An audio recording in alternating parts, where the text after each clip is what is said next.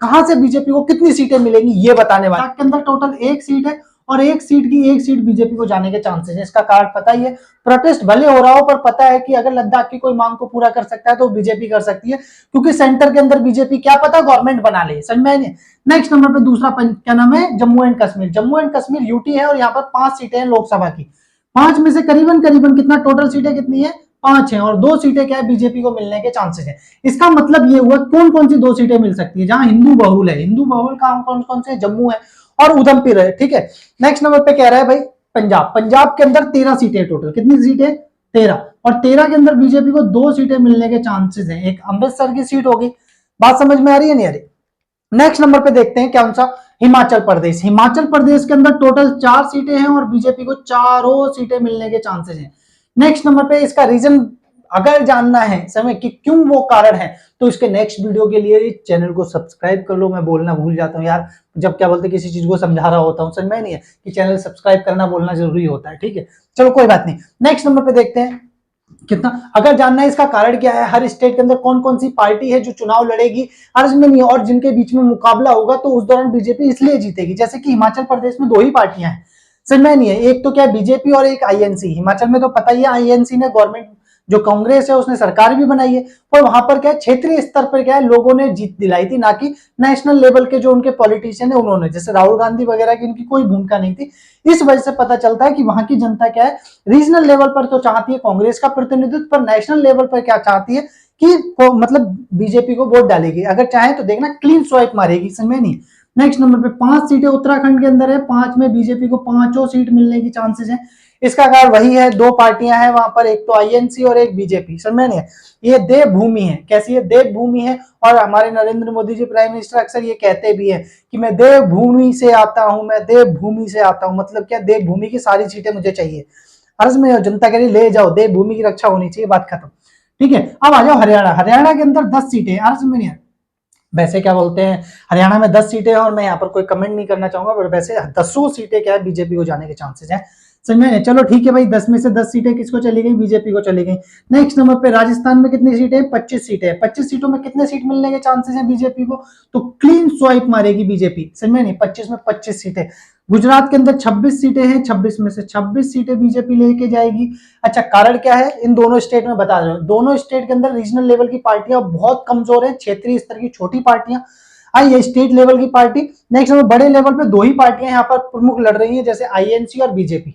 ज्यादातर राज्यों के अंदर बीजेपी और किसका मुकाबला है, कांग्रेस का मुकाबला है। तो राजस्थान में पता ही भी कांग्रेस की सरकार गई है ऐसे अशोक गहलोत की, तो वहां पर एक पूरा माहौल है कि, और वैसे भी 2019 का भी इलेक्शन देखोगे तो क्लीन स्वाइप था, अर्ज में नहीं, 25 सीटें, 26 की 26 सीटें गुजरात की किसको गई, बीजेपी को। अगर यहाँ का लेके चलने तो 182 जो अभी चुनाव हुए थे विधानसभा के, 182 के अंदर बीजेपी ने 157 सीटें जीती थी, समझ में नहीं है ना। मात्र कांग्रेस को 17 सीटें मिली थी और आम आदमी पार्टी को 5 सीटें मिली थी। अगर ये दोनों गठबंधन भी बना लेते तो भी इनके हिस्से में एक भी सीट नहीं आने वाली, समझ में नहीं।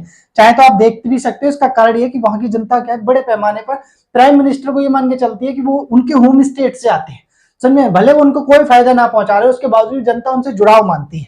नेक्स्ट नंबर पे देखते हैं कहां पर, ये ले लो भाई कितना, 80 सीटें हैं यूपी के अंदर, और 80 सीटों के अंदर करीबन करीबन क्या है 70 सीटें भी क्या बीजेपी ले जाने के चांसेस है। क्यों का चांसेस हैं, एक तो देखो वहां पर क्या है 3 मेन पार्टियां कौन कौन सी, एक तो बीजेपी है, कांग्रेस का वहां पर कोई प्रतिनिधित्व नहीं है। अंदाजे इस बात से लगा लो जब इलेक्शन हुए थे विधानसभा के तो उसके अंदर उसे क्या है एक भी सीट नहीं मिली, समझ में नहीं है। नेक्स्ट नंबर पे वहां पर 3 पार्टियां मेन है, सपा, बसपा और क्या नाम है बीजेपी, क्लियर है। और आरएलडी वगैरह है तो उसके साथ बीजेपी ने गठबंधन कर ही लिया, पता ही है, ठीक है।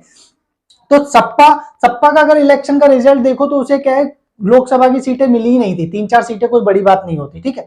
80 में से अगर 3 सीटें ले रही हो तो ठीक है। सो और बसपा जो है उसकी 10 सीटें, बसपा का बहुत बड़ा जनाधार जो है वो बीजेपी की तरफ चला गया, इसमें कोई डाउट नहीं है, ठीक है। तो बीजेपी को इसका बहुत बड़ा फायदा होने वाला है, ठीक है। इसीलिए क्या है बीजेपी बड़े पैमाने पर यूपी की सीटें 70 ले जाने के चांसेस है। उसका टारगेट भी यही है कि भाई अगर 400 पार करना है तो सीटें ये लेनी पड़ेगी, पर हम ये बताएंगे कि वो पार नहीं कर पाएगी इसके बावजूद भी। नेक्स्ट नंबर पे देखना यूपी, बिहार के अंदर 40 सीटें, समझ में नहीं। और पता ही है जेडीयू वहां पर जो मेन जो है वो कौन कौन सी है, एक तो आरजेडी है, समझ में, लालू प्रसाद यादव की पार्टी, ठीक है, बेटा जो उनके तेजस्वी यादव है। बिहार में क्या बोलते हैं दूसरी जो है JDU, Janata Dal United, BJP, INC, समझ में नहीं है, ये पार्टियां मेन है। तो बीजेपी जेडीयू के साथ गठबंधन कर चुकी है और अंदाजा इस बात से लगा के चल लो सीटें कितने के मिलने के चांसेस है, तो ये 35 सीटें के पार करके जाएगा। समझ में, मैं जेडीयू का मिला के कह रहा हूँ एनडीए गठबंधन जो है, ठीक है।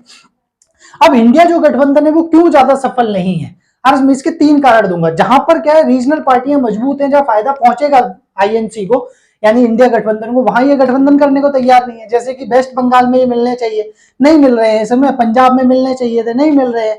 नेक्स्ट नंबर पे दिल्ली में तो चलो इन्होंने कर लिया है, पर फिर भी बीजेपी का वो बहुत अच्छा जनाधार है। समय क्यों, मैं दिल्ली से आता हूँ, मुझे पता है। मैंने करीबन 200 स्टूडेंटों से पूछा होगा, अर्ज में नहीं है, जितने मेरे कांटेक्ट में उन सभी से मैंने डिस्कस किया कि अगर आप वोट डालोगे तो बीजेपी को क्यों डालोगे, अर्ज में नहीं, आम आदमी पार्टी को क्या बोलते क्यों नहीं डालोगे, समझ में नहीं। तो लोगों ने इसका रीजन बहुत अच्छा दिया, कहा नेशनल लेवल मतलब राष्ट्रीय स्तर पर क्या है हम बीजेपी को चाहते हैं, समझ में नहीं। और क्या नाम है, जो लोग अभी पंचायत के चुनाव हुए थे उसके बावजूद भी बीजेपी देखो 250 में से 100 सीटें पार की थी, समझ में, पंचायत के अंदर, ठीक है, जहां पर क्या आम आदमी पार्टी का गढ़ है, वो दिल्ली अब गढ़ माने जाने लगा है आम आदमी पार्टी, उसके बावजूद भी बीजेपी वहां पर करीबन आधे वोट शेयर क्या करती है, मतलब उसमें सिर्फ 3% वोट शेयर का अंतर है आम आदमी और बीजेपी के अंदर। उठा के देख लेना अगर आपको लग रहा हो कि, ठीक है। बंगाल के अंदर 42 सीटें हैं और 42 सीटों के अंदर करीबन बीजेपी क्या सबसे बड़ी पार्टी बनकर उभरने वाली है, क्योंकि 2019 के इलेक्शन में उन्होंने नारा दिया था चुपचाप कमल छाप। इसका मतलब क्या हुआ कि चुपके से जाना है, कमल को वोट डाल के जाना है, आए। तब 42 के अंदर 22 सीटें टीएमसी को मिली थी और 18 सीटें बीजेपी को मिली थी। कि ये किसको मिली थी, बीजेपी को, और ये मिली थी टीएमसी को, किसको, यानी तृणमूल कांग्रेस जो है, तृणमूल कांग्रेस, ठीक है। अब समझने वाली बात ये उस समय आई, अब तो वहां पर और ज्यादा इशू हो गए हैं समय, जिससे क्या है बीजेपी को बहुत बड़ा फायदा होने वाला है। क्योंकि जेएनयू के जो प्रोफेसर है प्रशांत किशोर, उन्होंने भी कहा है बीजेपी सबसे बड़ी पार्टी बनकर उभर सकती है, ठीक है। तो इसी वजह से हमारा ये मानना है टोटल वो सीटें 25 तक ला सकती है बीजेपी क्या वेस्ट बंगाल से, क्लियर है। अब ये देखो यहां पर कितनी सीटें हैं, तो यहाँ 29 सीटें हैं। मध्य प्रदेश में कितनी सीटें, 29 के अंदर ऐसा मानना है कि 28 सीटें बीजेपी ला सकती है, सच में। अभी उन्होंने मध्य प्रदेश जीता भी है, ठीक है। नेक्स्ट नंबर पे क्या है, झारखंड के अंदर 14 सीटें हैं, कितनी, और 14 सीटों के अंदर क्या है, यहाँ पर रीजनल जो पार्टी है वो क्या है, क्या बोलते हैं, झारखंड मुक्त मोर्चा है, ठीक है। इसके अंदर उसके बावजूद भी क्या है, यहाँ पर वो 12 सीटें बीजेपी ला सकती है। छत्तीसगढ़ के अंदर 11 सीटें हैं, कितनी, 11 सीटें, और 11 सीटों के अंदर बीजेपी करीबन कितनी सीटें ला सकती है, 10 सीटें ला सकती है। अब कहोगे ये तो सारी सीटें वही ले जा रही है, अरे भाई नॉर्थ इंडिया क्लीन स्वाइप मारने वाली है बीजेपी, ये तो यूं समझ लो कि दिए हैं, समझ में नहीं है। तुमने देखना कि रैलियों के अंदर वो नॉर्थ इंडिया में उतना ज्यादा ध्यान नहीं दे रहे, वो साउथ की तरफ बढ़ने की कोशिश कर रहे हैं। उन्हें पता है 400 पार करना है तो साउथ के स्टेटों से सीटें लानी पड़ेंगी। यहाँ पर तो देखो ध्यान तो देना ही देना है, पर साउथ इंडिया पर वो बहुत ज्यादा ध्यान दे रहे हैं। अब कह रहा है नॉर्थ ईस्ट के अंदर, नॉर्थ ईस्ट देखो, अब साउथ इंडिया से पहले हम नॉर्थ ईस्ट इंडिया की बात कर लेते हैं। नॉर्थ ईस्ट का मतलब ये 7 बहनें और एक भाई, 7 बहनों का मतलब ये 7 स्टेट यहाँ पर है और एक भाई सिक्किम के अंदर रीजनल पार्टी ले जाएगी। और